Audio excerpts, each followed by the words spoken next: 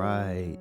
Hey, what's good, everybody? This is C.W. Allen, and I am here at Sunshine Gospel Ministries with some very, very special guests, some brothers and sisters that I love very much. Today, I wanted to talk with Australia, Mariah, and Jeremiah about their journey from being Sunshine youth to being the ones who shepherd the youth. And they have done a tremendous job in taking our programs to the next level. I've never seen the middle school program as big as it is right now. Elementary program is continuing to grow after COVID, and these folks have just taken it to places that I think is more healthier than I've ever seen it before. So I'm excited to have this conversation with them. But before we really jump in, I just want to talk to y'all a little bit about your upbringing. So give us just a little bit of who you are, where you're from, so that we can kind of get a context of just you as a person. Well, unlike my two partners over here, I was born and raised on the south side of Chicago. I grew up in the church, and I always was in the Woodlawn community. So I've been around this neighborhood for all 25 years of my life. So, I'm very familiar with the neighborhood. And like I said, I grew up in the church, so very familiar with Christianity, God, and it's kind of always been, say like a standard in my life. So, yeah. That's what's up. And the rumor has it that your mom would like wake you up in the middle of the night and throw like Crisco on your forehead and stuff. Is that true? Yeah, she used to, put the cross on my forehead. That's what's up. Pray on me. I used to be mad sometimes, but. So like that's real life though. Yeah, that's real. Okay, I always thought it was a joke. I think it's dope though. No, yeah, like ain't nothing like a praying mom for real. Yeah. Tell us a little bit about yourselves, ladies. Don't listen to what Jeremiah said. I grew up on the south side of Chicago. Okay. In the Inglewood neighborhood and the Auburn Gresham neighborhood. I moved over here when I was like 14 or 15 years old. I went to church mostly with my godparents as a kid, but I feel like once I got in high school, it just stopped for some reason until I came back around Sunshine, when Sunshine used to have the church. Yeah. That's when I feel like I think I joined at least 2 or 3 times when it was a church at the time. Okay. Yeah. Okay. So, again, we're not listening to Jeremiah. I was born and raised in Chicago. Also, I moved around a lot in my, last part of my, childhood. Like Australia and Jeremiah, I also basically grew up in church. I was also a victim of the 3 a.m. oil put on the forehead and praying and stuff like that. Yeah, I've always had, some type of Christian outlet, resources, and going to church every Sunday and things like that. Yeah. And then your sister, did she have a clothing store? Mm-hmm. It was a transitional house for women and children. Wow. Yeah. Okay, I didn't know she was doing all that. That's super dope. All three of you have had acquaintances with the Lord, the cross. What brought you to Sunshine? How did you end up here? My sister knows all the people that were kind of running Sunshine at the time. She just was like, "You going to this summer camp?" And actually, I can't remember which order it was, but my first experience at Sunshine was at a writing camp with CW. Oh my gosh, Writer's Block. Writer's Block. And it was me and I think 2 other kids Myron who and Quentin. did that. Mm-hmm. I remember that, and then I think I went to Sunshine Cove maybe 2 or 3 times. So yeah, through my sister basically. Yep. My story is kind of funny. When we moved over here, I had transferred to Perspectives Math and Science Academy. And in order for me to graduate high school there, I had to do community service. So I guess my mom was roaming the neighborhood, and she ran into Miss Paula. This was over the summertime. Ran into Miss Paula, and I guess she started talking, and she was asking her, do you know of anything my daughter can do to do her community service at? And Miss Paula told her about Sunshine helping out at the summer camp. So That's how I end up coming about. So you came here. You had an ankle monitor on, didn't you? No,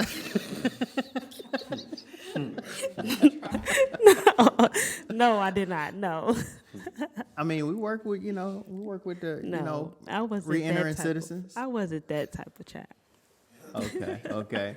So you did community service. Was that through Summer Blast, or were you doing middle school? It was with Summer Blast. Okay. So I've been working with the elementary school kids For a while. For a long time. And you still ain't ran off yet. Nope, not at all. Wow.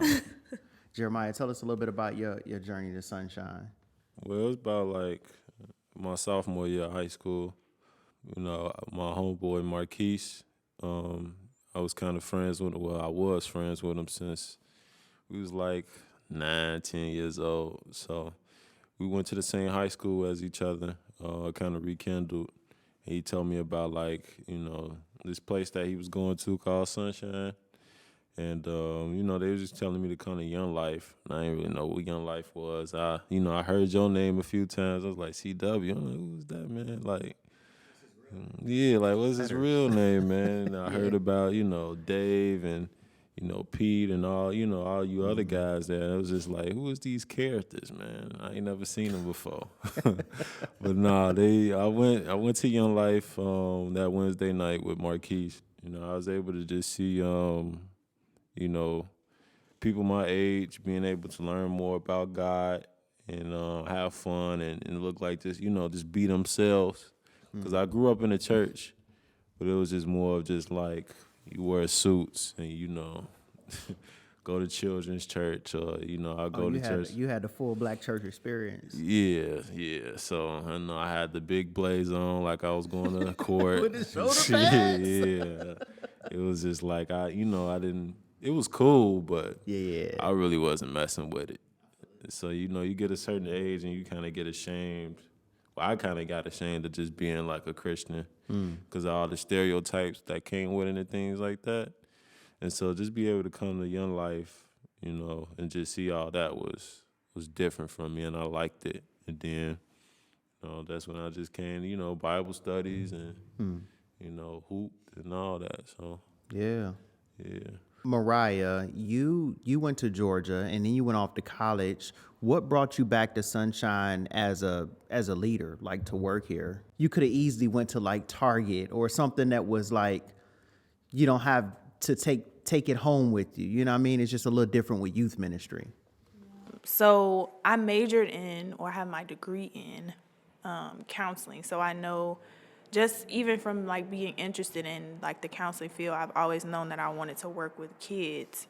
And so I knew I wanted to come back to Chicago and work. And I would like look for different internships at different organizations that I just had never heard of. And Sunshine was always in the back of my mind, but I felt like it had been so long I was disconnected from it, but finally just reaching out. And it was kind of a thing where I was like, I went to Sunshine when I was a kid, and it would just be good to give back in a sense and, be around people who, like, I knew you were still here, so that was, felt like a good opportunity to, like, reconnect with you and see just from your world what's going on. But, yeah. That's what's up. And in Australia, so you stuck around. I mean, you went to college here. You did, I believe it was Roosevelt, and then was it Harold Washington? Kennedy King. So you did college here, and you are on another career track, but it's not like a youth ministry career track. What drew you to stick around when you got the ankle monitor off? I think it was me wanting to pour into children the same way I was poured into, because I tell people all the time, if it wasn't for meeting Jackie, Miss Nikki, Ashley, and Lauren, I probably would be the old version of Australia that I used to be. So having them as mentors and with black women, sorry, Lauren. Yeah. Women mentors, I would say that. Having them as women mentors and somebody to like confide in when I couldn't talk to my mom about certain stuff, or look up to, it made me want to do the same for my younger kids, Yeah. mainly the girls, so they can have somebody to look up to, be their role model, be their mentor, and talk to when they couldn't talk to their parents. Yep. Okay.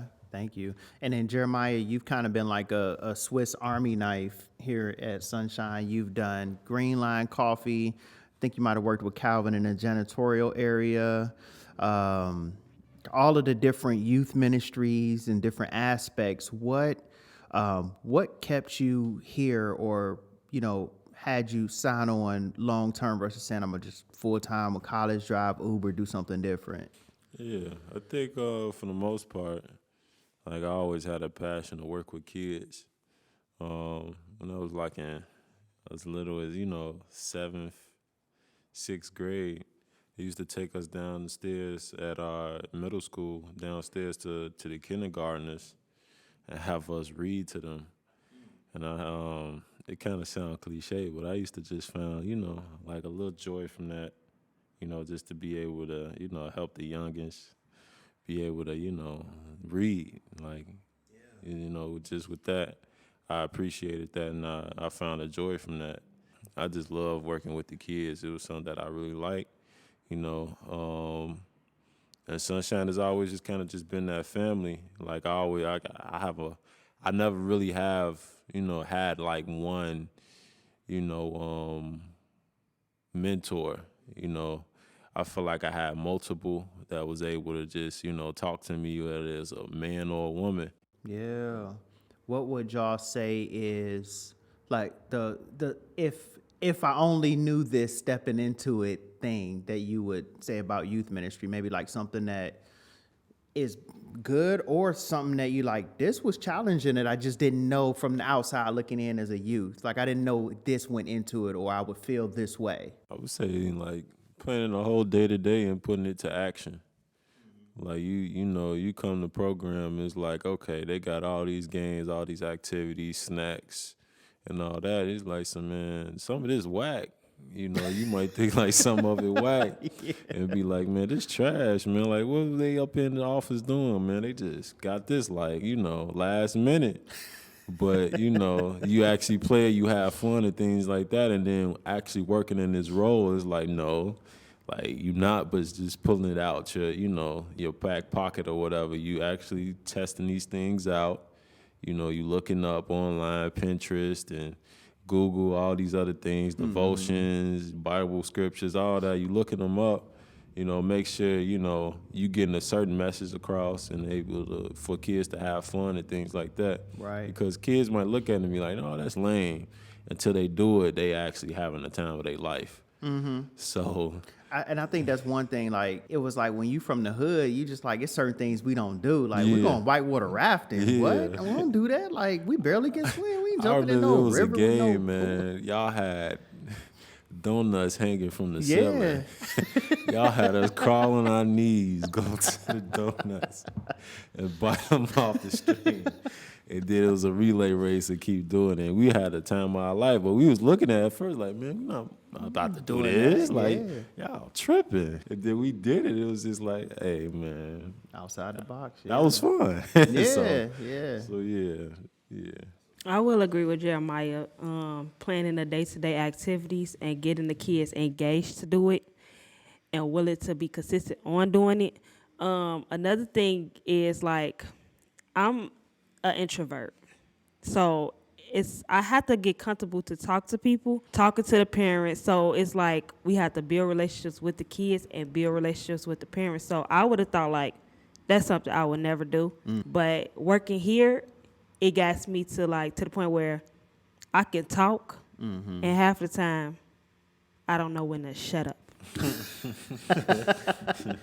I thought that last one was really good, Australia, with just like making connections with parents and families, and it's just like a whole like world of like networking. I don't know if that's the best word to use, but just a whole different level of doing that. And then also I would say like when I first started, because I interned for 3 summers and then I started full time, and I think I went into it like, okay, yeah, I got this. Not like super cocky or like prideful, but just like Like I belong here. I had a plan. Yeah. And I feel like that first day did not go as planned. And I think a part of youth work is like, you definitely need to plan. Like planning is important, planning is biblical, but like just knowing that sometimes we may have a day where it's like a kid is acting, a different way, or you're not feeling a certain way. And so we just kind of put the plan on a sticky note and we don't do what we set out to do that day. And I think another thing for me was just like my patience with dealing with the kids. My prayer life and quiet time with God has definitely like grown, and just like really knowing, like, I think just having a full picture of like these kids aren't just like the kids we see in after school. Like they go home, they have families, they have difficulties at school and things like that, and just being aware of that at all times, like when they in your face acting crazy, for sure, just helps like deal with it, I think. Yeah, kind of like knowing that there's more to the iceberg than just the tip. Yeah, and then realizing like, okay, this is why I'm in the position that I'm in their lives, to be that light or to help them, get over some stressors or whatever. Yeah. Right. That's good. That's good. Well, I just want to say thank y'all for your work, your friendship, and allowing us to hear from you. This is like an honor to be a part of y'all team and to just watch y'all continue to do your thing, to grow, to support it in any way possible. I know that God got his hand on y'all, so I'm excited to see what that looks like in the next 10, 15, Lord willing, 20 years from now. We still rocking with each other in some significant way. So thank y'all. Thank you, sir. Thank you, Sunshine family. We are glad that you got to spend some time with us. Hopefully, this was not just educational, but a powerful moment for you as you got to hear from some people who are doing some amazing things. If you have any questions, you want to email us, donate to our ministry, please hit us at sunshinegospel.org. God bless.